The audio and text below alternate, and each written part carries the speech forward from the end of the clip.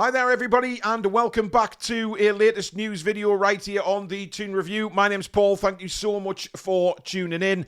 Now as you know we do these news videos live at 11:30 Monday to Friday, but after the game last night news stories started to break, so I thought I'd cover them in a quick video today ahead of our match review tonight at 7 o'clock. Now look, I want to start off on some really negative story, and that was with what happened to Joe Willock on social media. There is no place for this in this world anymore. It is 2025, and no matter what you think of Joe Willock as a footballer, how he's performing on the pitch, you can criticise. Of course you can. You can say, oh, he played shit, he hasn't done well for ages, all of this. That's part of football. What is not part of football is the absolute disgraceful comments that were made to him last night. Like I said, don't think that for 1 second these are Newcastle United fans. These are just keyboard warriors, trolls who think they can get away with it. And quite frankly, I really hope that they are caught, dealt with and swiftly put away. Because these kind of scumbags do not deserve to be on this planet, if you ask me. Those comments were disgusting. And I'm glad Newcastle United have come out as a football club to support him. The players have all supported him. And the amount of support he's had from the fans is incredible as well. As it should be. Because like I say, it doesn't matter. You can criticise his football and performance, but as an individual, racism has no place on this planet at all. And we've seen it time and time again. And the authorities now need to clamp down very harshly on these people and make a point of it. Because there's too much of it in this world. And you can't get away with it. You can't use social media as a way to get around it. These people have to be caught. And I hope they do. But we send all our support to Joe Willock, and of course, we condone any kind of racism like that. Any racism at all is disgusting. It really is. It's filth. But anyway, moving on, we need to talk about the transfer situation, because obviously after the game last night, news broke that Lloyd Kelly had agreed, or Newcastle had agreed, Kelly had agreed a contract, Newcastle agreed a fee for Lloyd Kelly to join Juventus in Serie A. Now, he's flying out today for his medical. That's expected to go through, no problem. So a £15 million fee has been agreed. Now, the question is, it's a loan with an obligation to buy, isn't it, in the summer? So it's a loan for the rest of the season, and then they have to buy him at the end. And it's 15 million quid. Now, look, does this change our transfer stance? Because for me, it has to, or we've got to try and do something. What happened against Fulham yesterday was an absolute disaster. It was an absolute disaster. There's no two ways about it. There's no way of, scooting around it. It was clear that we need reinforcements. And if we can only bring one in this window, my God, we need it. However, what I did do was I was listening to the Geordie Journos this morning, and Liam Kennedy made a great point because he was talking about PSR. Everybody knows that PSR is to look after the elite clubs, make sure they get into the Champions League, that they can sign the best players, all of this. We know what it's for, and it's a load of bullshit. It's absolute bullshit. It's destroying football. We know that. But then Liam started talking about, the club and how we have to look after Newcastle United as a football club. And we know that we are stretched and strained by PSR, and there is no way at the moment Paul Mitchell can go out there and make a big signing. We don't think. However, we have been linked, of course, to Brian Mbeumo in the last few hours. Well, starting last night, actually. £60 million is the valuation that's been banded around. Now, if that is true, and because of the Lloyd Kelly money coming in the summer, does that enable us now to go and sign a player? But Liam Kennedy made a point of saying, these guys at the club now have Newcastle United's best interests at heart. They don't want the club to be in a situation again in the summer where they're having to sort of put out that Anthony Gordon may be available or Isak may be available because we need that kind of money to cover ourselves for PSR. As frustrating as it is and annoying as it is, that may well be the case. That we just have to put a hold on everything until the summer, which a lot of people, do think that that's what we're doing.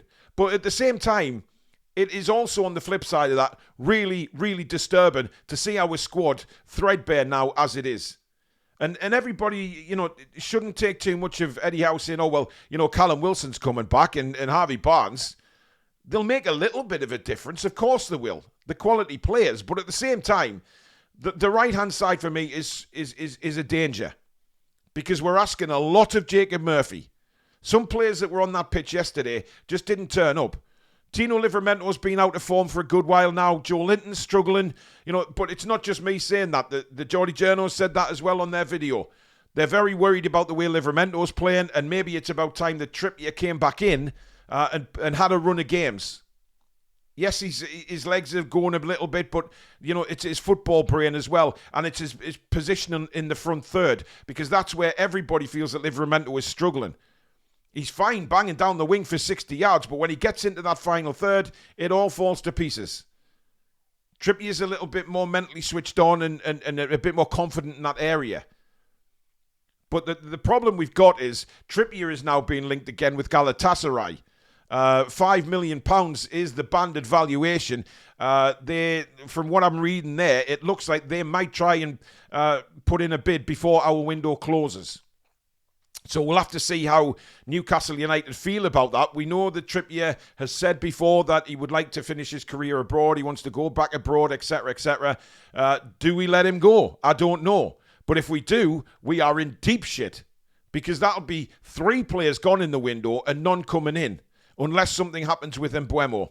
That may develop through the course of today and certainly through the deadline day tomorrow. I think, PSR aside, we have to try and bring somebody in. We cannot rely on this squad, guys, to go at the end of the season. We know that.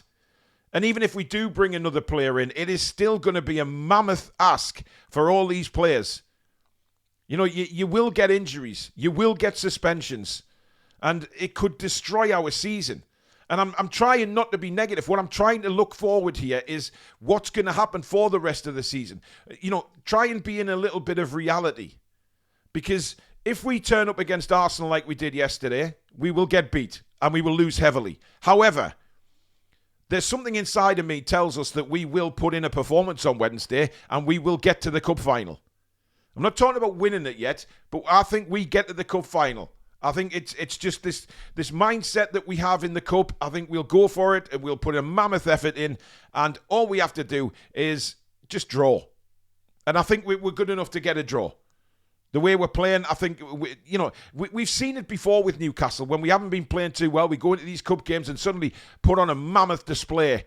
The atmosphere will be red hot. Obviously, the little rivalry going on with Arsenal, what we think of Arteta and the complaints that they made over the last few games that we've played with them. So, yeah, it's going to be a tough game, but I can really see us getting through. I don't know why I'm thinking like that after yesterday's performance, but listen, we've seen the rot kind of set in a little bit, haven't we? Because after the going to North London and doing what we did and then beating Arsenal at the Emirates in the Cup, of course, the Wolves game was a bit of a turning point for me, because I don't think we were good against Wolves at all. We did enough to win the game, but if Wolves had had a clinical striker or someone who knew how to hit the back of the net on a regular basis, they would have scored at least 3, for my opinion.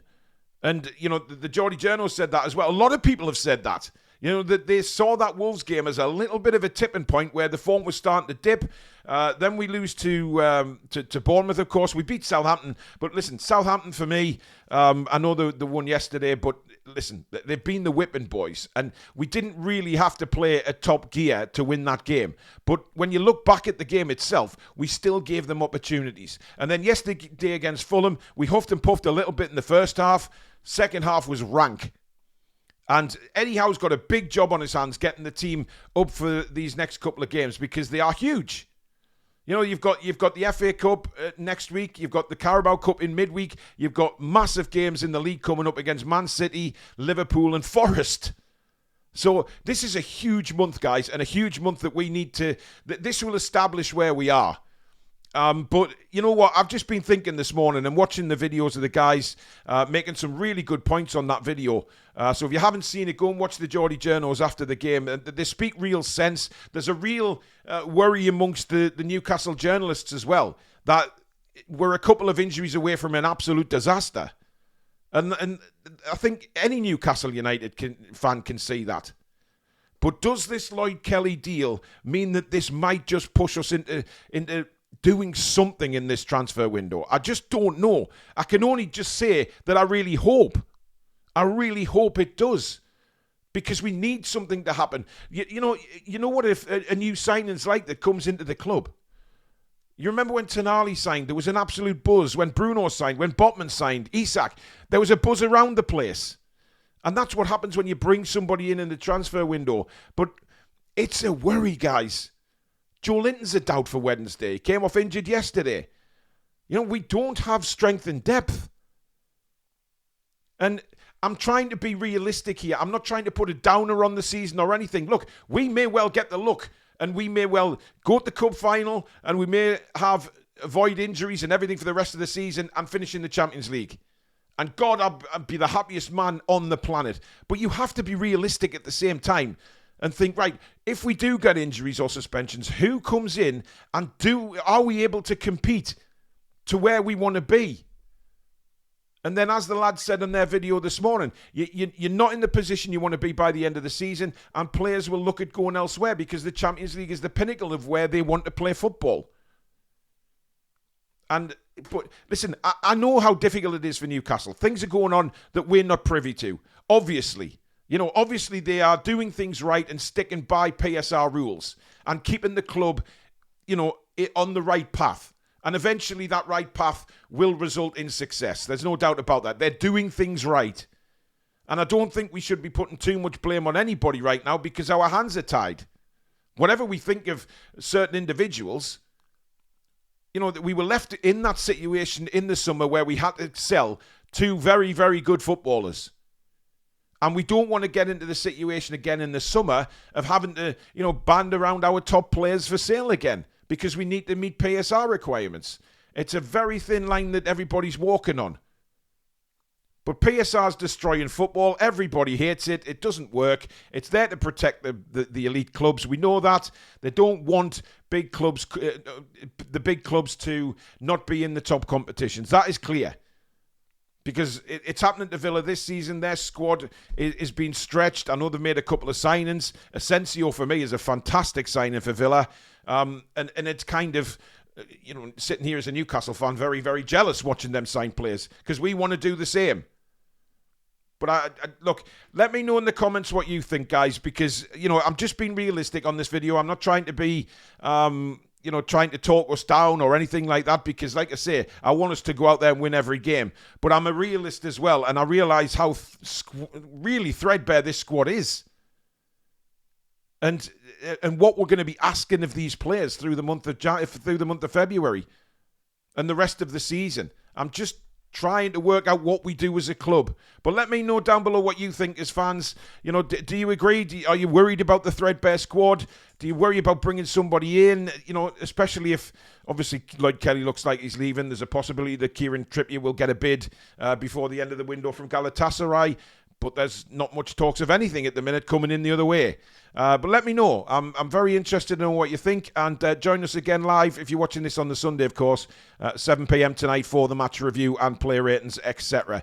But thanks very much for watching. If you have enjoyed the video, please give it a thumbs up. And, of course, if you're new to the channel and you like what you see, please do subscribe. It is free to do so. And make sure you hit that bell so you never miss an upload or a live show. But in the meantime, enjoy the rest of your Sunday, folks, and we'll see you back for the review at 7 o'clock. Take care.